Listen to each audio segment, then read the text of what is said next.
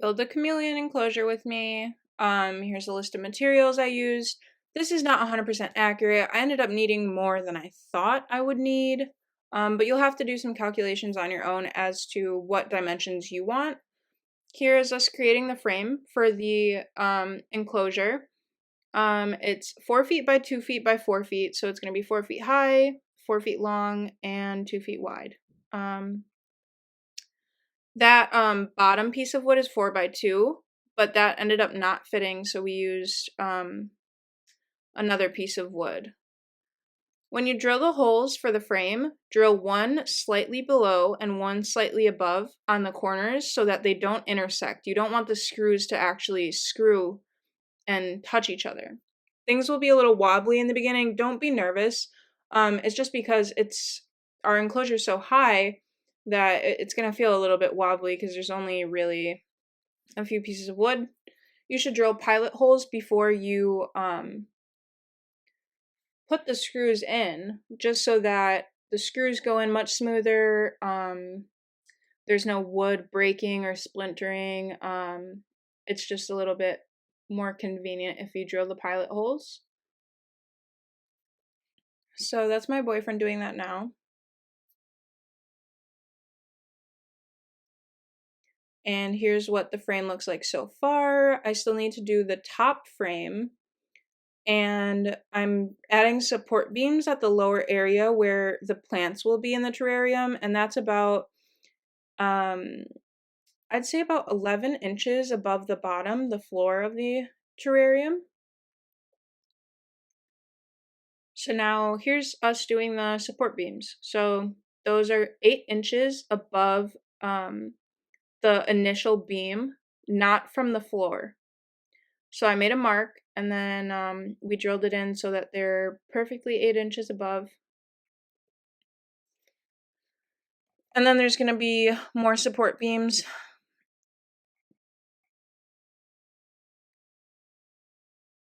Alright, so all the support beams are in. We decided actually to make the 4-foot support beams a little bit higher than the other ones. Just kitty corner and exactly just above it, so that we didn't have to do that crisscross and be worried about the screws intersecting. You can see how sturdy it is now. And then we did the top support beams, and that's wooding and paneling. I didn't show how we did that yet, but I will show it in a second, and you'll see. That is the center support beam we added. It's 4 feet long, just to make it easier for hanging plants and things in the enclosure, and just making it more sturdy in general.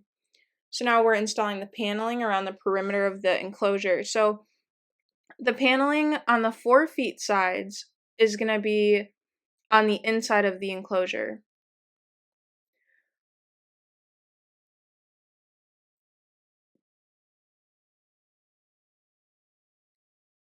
Now the paneling on the back 4-foot side is actually going to be on the outside, just because we were off on some measurements and we were trying to improvise.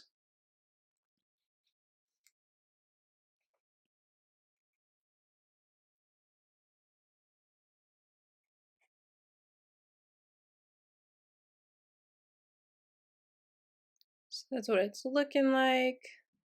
So I thought I was going to nail them in. Don't nail them in. It's a pain in the butt. Just screw them in and it's much easier.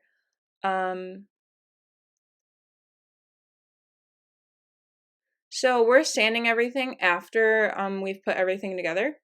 You can see we used a handsaw for everything, which is why some of the measurements were off and we were too lazy to fix them. A table saw would make this build much, much easier.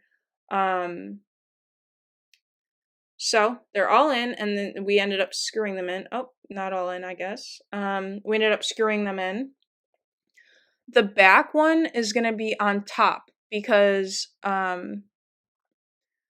it wouldn't fit perfectly on the inside, which is what I would hope for, but not quite. This didn't affect too much because the flex seal that we do later for the inside was pretty easy. Flex Seal's a kind of weird thing to work with. I have never worked with it until this build, but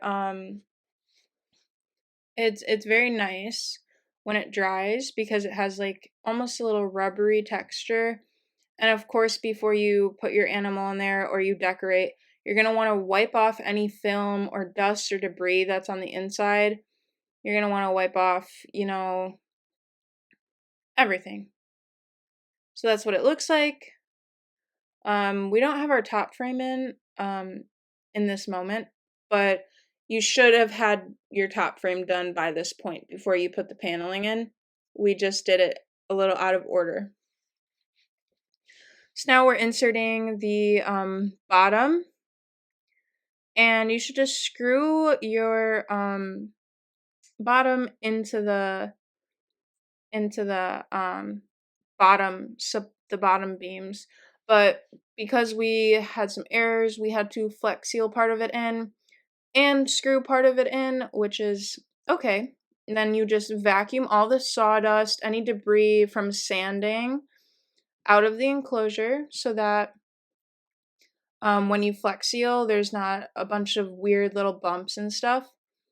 Just want to make it clean. So stain and varnish is next.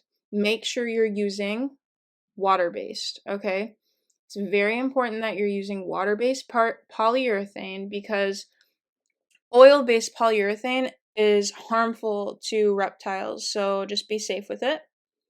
Here's me staining. It looks kind of messy because it is messy, but this was the first time I've ever stained anything in my life. But after a while, you get kind of a groove to it. You do one area at a time and then wipe it, and then another area at a time and you wipe it. You just want to make sure that everything looks kind of even. So now I'm just showing you what I would do with the Flex Seal. So I would just kind of pour it into the bottom and then spread it very quickly with a brush. Expect that brush will be ruined. You cannot I just got brushes from the dollar store, super cheap, and that's what it looks like.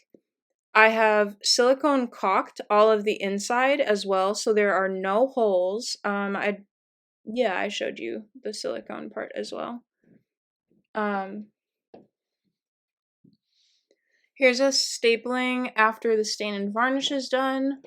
The varnish was matte, so it doesn't look different, but I promise you it is varnished. Here's me just staple gunning the mesh into the enclosure. You can go ahead and use a little bit of Flex Seal to cover up those tiny metal pieces.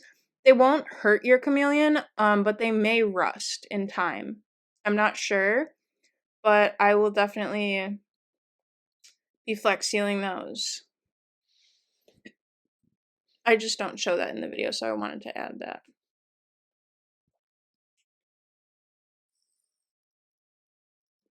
Here's it done. So I hope you enjoyed.